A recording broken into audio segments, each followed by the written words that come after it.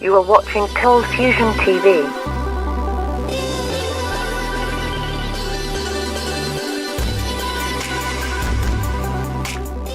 Hi, welcome to another ColdFusion video. Since Wi-Fi's accidental invention in 1992 by Australian radio astronomer Dr. John O'Sullivan through a failed experiment to detect exploding mini black holes, Wi-Fi has revolutionized digital communication. Without it, our current mobile way of life would be somewhat different. Wi-Fi currently makes up 60% of global internet traffic. With all of that being said, Wi-Fi still has some issues. It's sketchy at times with a varying signal, and it's not totally secure because your signal could travel through walls and be easily picked up by someone else. The reason for all of this is that Wi-Fi uses radio waves to transmit data. So how do we improve this technology and solve these problems? We must use something that's cheap, safe, plentiful, and more robust for data transfer. The answer? Light. Light is perfect because it's actually just part of the electromagnetic spectrum, just like radio waves, but at a much higher frequency. That is, the waves that carry the energy cycle at a much faster rate than radio waves. Light also has a frequency range 10,000 times greater than radio waves, going up to 790 terahertz versus a maximum of 300 gigahertz for radio waves. All this means is that light has the capacity to transmit vastly more pulses of data in much less time than radio waves. The concept of light being used as a medium to transfer internet data has been coined Li-Fi. Let's hear a bit more from Harold Haas, the founder of Li-Fi, in a TED Talk from 2011, right at the technology's infancy. Light bulbs installed already. So we have the infrastructure there. Look at the ceiling. You see all these light bulbs. Can we use them for communications?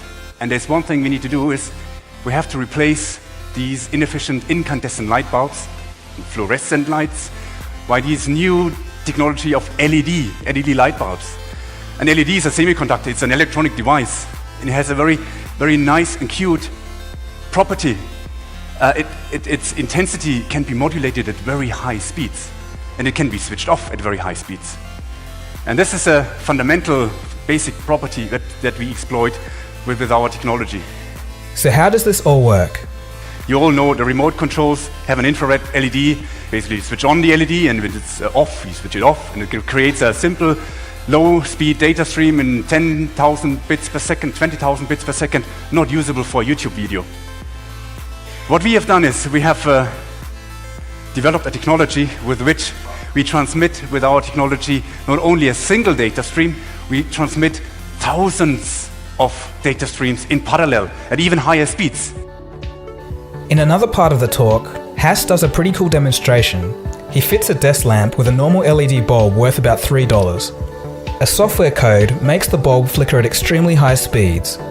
This flickering, or pulsing, is then converted into a signal by a receiver, and then watch what happens next. So what happens when I switch on that light? As you would expect, it's a light, a desk lamp. You could put your book beneath and could read.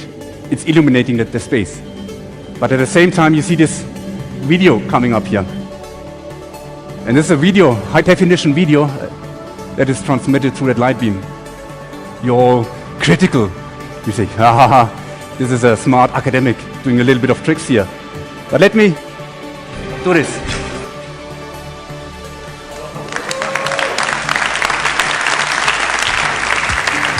Once again, it is this light that transmits this high-definition video, this bit stream. And if you look at the light, it is illuminating as you would expect.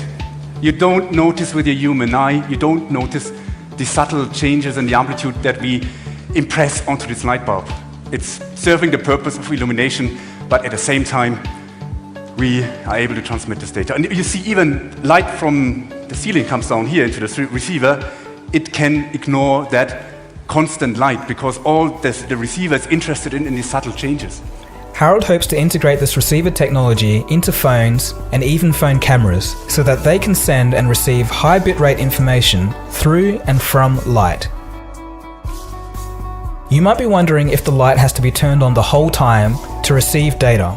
Haas says yes, but the thing is, you can actually dim the light down so that the human eye cannot detect that it's on, but the receiver still can read it.